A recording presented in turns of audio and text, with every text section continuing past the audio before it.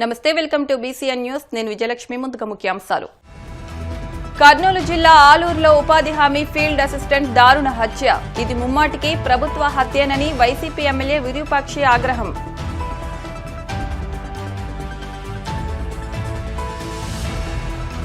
గోవిందనామ స్మరణతో మారుమోగిన కోనసీమ తిరుమల. వాడపల్లి వెంకన్న దర్శనానికి పోటెత్తిన భక్తజనం.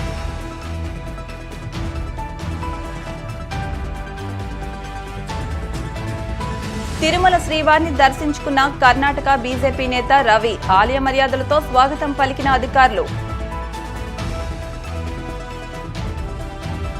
మహిళా కలెక్టర్ను అవమానించిన తెలంగాణ మంత్రి పొంగులేటి శ్రీనివాసరెడ్డి. క్షమాపణ చెప్పాలని బీఆర్ఎస్ ఎమ్మెల్సీ కవిత డిమాండ్. కూటమి ప్రభుత్వం అధికారంలోకి వచ్చింది మొదలు వైసీపీ సానుభూతి పరులు కార్యకర్తలు చంపడమే లక్ష్యంగా పెట్టుకుందని ఆలూరు ఎమ్మెల్యే విరూపాక్షి తీవ్రంగా మండిపడ్డారు. ఈ రకమైన పరిపాలన దేశంలో ఎక్కడా లేదని ఆక్షేపించారు. కర్నూలు జిల్లా ఆలూరు మండలం ఆరికేర్లో విధులు ముగించుకుని వస్తుండగా దారుణ హత్యకు గురైన ఉపాధి హామీ ఫీల్డ్ అసిస్టెంట్ వీరన్న మృతికి సంతాపం తెలిపిన ఎమ్మెల్యే సంఘటన జరిగిన ప్రాంతాన్ని పరిశీలించారు. ఎవరికీ హాని తలపెట్టని వీరన్నపై టీడీపీ కార్యకర్తలే దాడి చేసి చంపారన్నారు. దాడి చేసిన వారు ఎవరైనా వారిని వదిలిపెట్టబోమని తగిన మూల్యం చెల్లించుకోక తప్పదని హెచ్చరించారు. చెప్తాది అంతా ఇదే నీ పరిపాలన. ఇది ఏం పరిపాలన? ఇది ఇంత అందమైన పరిపాలన ఇది ఎక్కడ ఉంది? అక్కడ ఏ దేశంలో ఉంది? ఈ ప్రభుత్వం వచ్చినప్పటి నుంచి ఇదే ఎక్కడ చూసినా ఇదే నరకోవడం చంపుకోవడం ఇదే ఉంది. కానీ పరిపాలన గాలికి వదిలేసినారు. ఇదే ఆ పరిపాలన చేసేది ఎవడన్నా? ఏ నాకు ఇది చేస్తారా? నరుకుంటారా ఇంకా ఈ కాలంలో గానీ ఎవడన్నా గానీ? ఇదేమన్నా పరిపాలన ఇది? మీకు ఒకటే చెప్తున్నాము, మేము గాని ఎదురు తిరిగితే ఖచ్చితంగా మేము గానీ అదే మాకే కొడివెన్లు ఉన్నాయి, బాంబులు ఉన్నాయి, అన్ని ఉన్నాయి. మేము కానీ ఎదురు తిరిగినామంటే ఎవరు నిలిచే ప్రసక్తి లేదని చెప్తున్నాం. ఎందుకంటే వీటి అంత మనకొద్దండి. మాకు కానీ అన్ని ఉన్నాయి.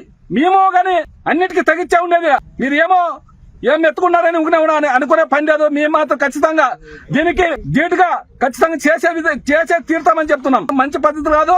వీరుండే ఇక్కడ ఉండే నాయకులు గానీ ఎవరో ఇన్ఛార్జ్ ఎవరిగా తెలియదు. అందరూ 5-6 మంది మాకు ఇన్ఛార్జ్ ఎవడో ఇన్ఛార్జ్ ఉండి ఏదో పరిపాలన సాధించాలనే విధంగా చెప్తున్నాం. కానీ ఇదేమన్నా ఈ నరకోవడం మేమేమి? ఇది నరక చెప్తారు కదా. మంచి పిల్లలు మంచి అని ఏమన్నా వ్యక్తిగత ఖర్చులు ఉన్నా ఏమంటో చెప్పాలి కదా. మాకి పిల్లలు కాబట్టి చెప్తున్నాం. మేము చెప్తున్నాం కదా. మీకు ఎవరైనా చంపుకుంటారు? ఇది ఇంత అన్యాయంగా చంపుకుంటారు? ఎవరన్నా నరుకుంటారు ఇంత అన్యాయంగా? చంద్రబాబు ఏం చేస్తున్నాడు? గాడులు రాస్తున్నాడు. చంద్రబాబు నాయుడు ఏమన్నా పరిపాలన చేస్తున్నాడు లేదా? ఇదేమో పరిపాలన? ఇది ఇంత దుర్మార్గమైన పరిపాలన. ఇది పరిపాలన ఏం చేస్తున్నారు? పరిపాలన మీరు చూడరా? మీరు మీ కార్యక్రమం చెప్పరా? వైసీపీ ప్రభుత్వం జరిగిందే ఎవరన్నా? మా జగన్మోహన్ రెడ్డి దీనికంటే చాలా జాగ్రత్త ఎవరన్నా కానీ ముందే చెప్పేవాడు. మనకు ఆ పని నరకుండా సంపుకునే వద్దు, మనం పరిపాలన చేయాలనేవాడు. మీకేం చేసినారు? 76 సంవత్సరాలు కదా నీకే. అంటే రాష్ట్రాన్ని రావణ కష్టాన్ని చేస్తావా? ఇంత దుర్మార్గం చేస్తావా? ప్రతి ఒక్కరి దగ్గర ఎక్కడ చూసిన రాష్ట్రం అంతా ఇదే పరిస్థితి. ఎక్కడ మీద నరుక్కునేదే చంపుకునేది. జూన్ 4వ తారీఖు మొదలు నుంచి ఇదే రోజు ఇదే 8 నెలల పొద్దుంది. ఇదే నరుక్కునేదే, ఇదే చంపుకునేదే ఉంది. ఇదేం పరిపాలన పని నాయన? ఇది పవన్ కళ్యాణ్ గారికి చెప్తున్నాను, దయచేసి చెప్తున్నాం నాయన. నువ్వు డిప్యూటీ సీఎం గారికి చెప్తున్నావు. ఈ నరక పాలనకి విడిచిపెట్టి పరిపాలన చేసేది మీకు ప్రజలు ఓట్లేసి గెలిపించినారు. మీరు మనిషి ప్రాణాలు తీసే కాదు, మనిషి పరిపాలన చేసేకి ఇచ్చింది. నరుక్కునే కాదు ఈ పరిపాలన ఉండేది. మీకు ఒకటే చెప్తున్నాము, ఇంకొకసారి ఇట్లా రిపీట్ అయితే మేము మాకు కానీ అన్ని ఉన్నాయి. మేము కూడా వదిలేస్తాం, మేము కానీ చేసే సిద్ధంగా ఉన్నామని చెప్తున్నాం. కోనసీమ తిరుమలగా వర్ధిల్లుతున్న వాడపల్లి శ్రీ వెంకటేశ్వర స్వామి ఆలయం భక్తులతో కిటకిటలాడుతోంది. శనివారం స్వామికి ప్రీతికరమైన రోజు సందర్భంగా ఆలయంలో ప్రత్యేక పూజలు నిర్వహించారు. స్వామివారి దర్శనానికి వచ్చిన భక్తులకు ఎలాంటి ఇబ్బందులు తలెత్తకుండా ప్రత్యేక ఏర్పాట్లు చేసినట్టు ఆలయ అధికారులు తెలిపారు. భక్తులు అధిక సంఖ్యలో హాజరై స్వామిని దర్శించుకుని మొక్కులు చెల్లించుకున్నారు.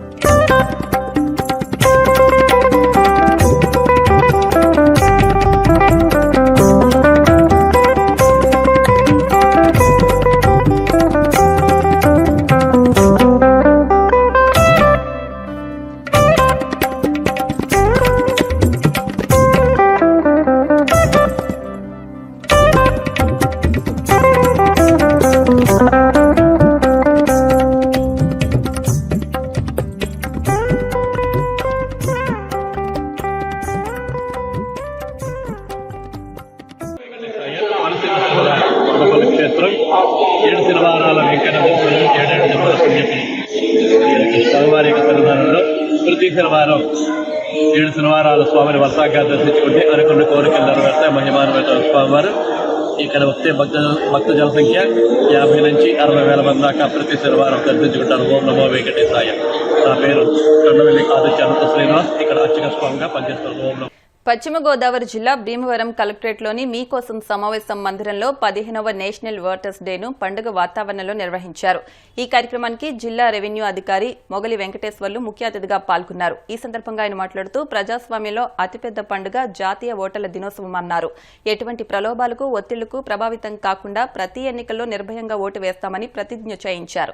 ఓటు హక్కుపై అవగాహన కలిగేలా ఎలక్షన్ కమిషన్ ఆఫ్ ఇండియా ఈ కార్యక్రమాన్ని ప్రొజెక్టర్ ద్వారా ప్రదర్శించి అవగాహన కల్పించారు. ఓటింగ్ అనేది ఈ విధంగా జరపడానికి ఒక యంత్రాంగాన్ని ఏర్పాటు చేయడం జరిగింది.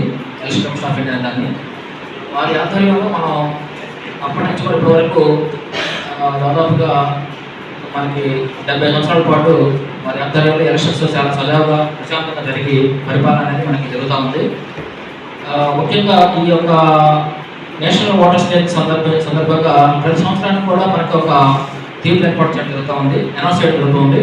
అంటే ఇది 15వ సంవత్సరం ఇప్పుడు మన ఈ యొక్క నేషనల్ ఓటర్స్ డే జరుపుకుంటున్నాము. ఈ సంవత్సరం వచ్చేసి nothing like voting, I vote for sure అనేది ఈ యొక్క సంవత్సరాన్ని వాళ్ళు దీపం పెట్టడం జరిగింది ఎలక్షన్ కమిషన్ ఆఫ్ ఇండియా వారు. అంటే ముఖ్యంగా ఏంటంటే ప్రజాస్వామ్యంలో ఓటు యొక్క విలువ అనేది అందరూ తెలిసిందే. కానీ 18 years అబౌవ్ అయినటువంటి వాళ్ళందరూ కూడా ఓటర్గా నమోదు అవ్వాలి. కానీ మనం చూసుకుంటే ఎంగేజ్ ఉన్నటువంటి ఇంటర్ స్టేజ్ వాళ్ళు 8 to 9 గ్రూప్ చూసుకుంటే చాలా తక్కువగా నమోదు జరుగుతూ ఉంది. అది అవేర్నెస్ కల్పించడానికి స్వీప్ అనే యాక్ట్ ద్వారా చాలా కార్యక్రమం చేస్తున్నాం. అంటే మన ఎలక్ట్రల్ రిజిస్ట్రేషన్ ఆఫీసర్స్ అందరూ కూడా కాన్స్టిట్యూన్సీ లెవెల్లో, మండల లెవెల్లో అనేక కార్యక్రమాలు ఏర్పాటు చేసి అవేర్నెస్ కల్పించి నమోదు చేస్తున్నప్పటికీ కూడా ఇంకా చాలా మంది వెళ్ళిపోతూ ఉన్నారు. కానీ అందరూ కూడా ఓటర్గా నమోదు అవ్వాలి తప్పనిసరిగా. ఎందుకంటే మీకు ఓటు యొక్క విలువ అనేది అందరూ తెలిసిందే. మనకి మనం అనుకరించుకోవడానికి ఎవరైతే మనం ఎన్నుకుంటున్నామో ఒక మంచి వ్యక్తిని ఎన్నుకోవాలంటే అది మన చేతుల్లో ఉంది కాబట్టి దానికి ఎంతో ప్రాముఖ్యత ఉంది. కాబట్టి రాజ్యాంగం కల్పించినటువంటి హక్కును మనం ఉపయోగించుకోవాలి. కాబట్టి అందరూ కూడా అవేర్నెస్ కల్పించి ఓటర్ నమోదు చేయడానికి మనం అందరూ ప్రయత్నం చేస్తున్నాము. అయినప్పటికీ కూడా ఇంకా కొంతమంది మిగిలిపోతూ ఉన్నారు. వాళ్ళందరూ కూడా ఓటర్ నమోదు కావాలని చెప్పేసి మన ఎలక్షన్ కమిషన్ ఆఫ్ ఉద్దేశం. కాబట్టి అందరూ కూడా అవేర్నెస్ కల్పించి ఎవరైతే మిగిలిపోతున్నారో వాళ్ళని చర్చించడానికి ఓటర్గా ప్రతి సంవత్సరం కూడా మనం ఎస్ఎస్ఆర్ని జరుపుకుంటున్నాం. యువతీ యువకులంతా ఓటర్లుగా నమోదే దేశ భవిష్యత్తును నిర్దేశించే పౌరులుగా ఎదగాలని తహసీల్దార్ జి కనకరాజు పేర్కొన్నారు. పశ్చిమ గోదావరి జిల్లా ఆచంట గ్రామంలో జాతీయ ఓటర్ల దినోత్సవ వేడుకలు ఘనంగా నిర్వహించారు.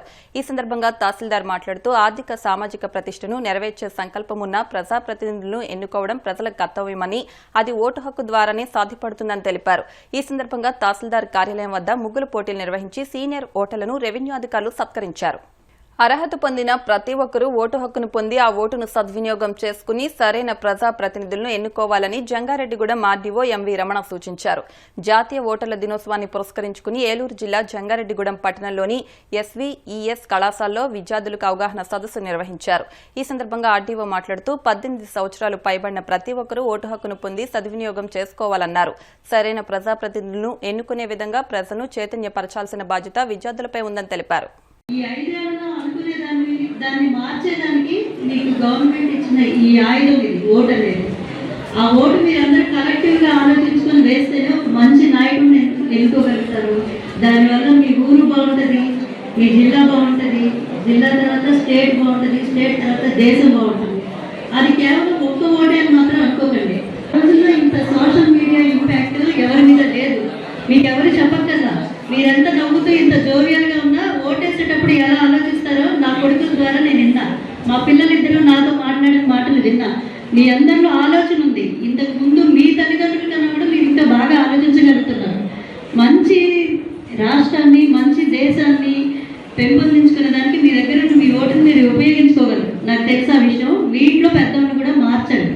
మీ ఇంట్లో మీ తల్లిదండ్రులకు కూడా అవేర్నెస్ మీ నుంచే రావాలి. మీరు పర్ఫెక్ట్గా ఎవరికి భయపడకుండా మీరు ఏం చేయాలనుకున్నారో అది చేసే అవకాశం మీకు వచ్చింది ఈ టెక్నాలజీ ద్వారా. దాన్ని కరెక్ట్గా ఉపయోగించుకొని మీరందరూ సరైన నాయకత్వాన్ని ఎన్నుకొని మన దేశాన్ని, మన రాష్ట్రాన్ని, మన ఊరిని ముందు ఈ ఊరి మీద పెట్టండి. మీ కాన్సన్ట్రేషన్ ముందుకు తీసుకెళ్తారని ఆశిస్తూ పశ్చిమ గోదావరి జిల్లా పాలకొల్లు ధర్మారావు ఫౌండేషన్ అవనిగడ్డ ప్రగతి కోచింగ్ సెంటర్ సంయుక్త ఆధ్వర్యంలో ఉచిత డిఎస్సి కోచింగ్ ఇవ్వనున్నట్లు ఫౌండేషన్ సభ్యులు తెలిపారు.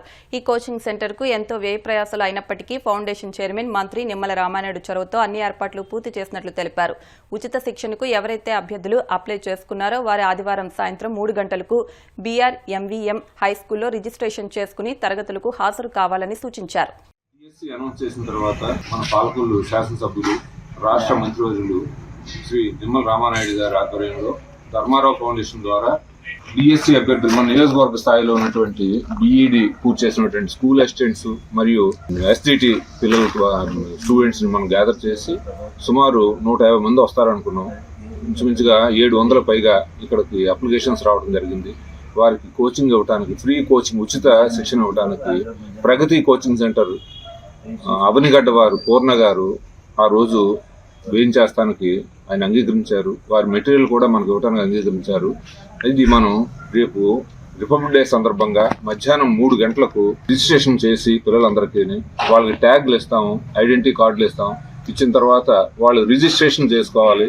చేసుకున్న తర్వాత అదే రోజు 4 గంటలకు ముహూర్తం పెట్టి మొదటి క్లాస్ స్టార్ట్ చేస్తానికి మంత్రివర్యులు నిమ్మల రామానాయుడు గారు అంగీకరించారు. ఈ కార్యక్రమానికి ప్రగతి కోచింగ్ సెంటర్ అవనిగడ్డ వారు పూర్ణ గారు తప్పనిసరిగా వేయించేస్తున్నారు. వారే మొదటి క్లాస్ తీసుకుని మన యొక్క పిల్లలకి, మన నియోజకవర్గంలో ఉన్నటువంటి డిఎస్సి అభ్యర్థులందరికీ కూడా ఆశీస్సులు ఇవ్వడానికి.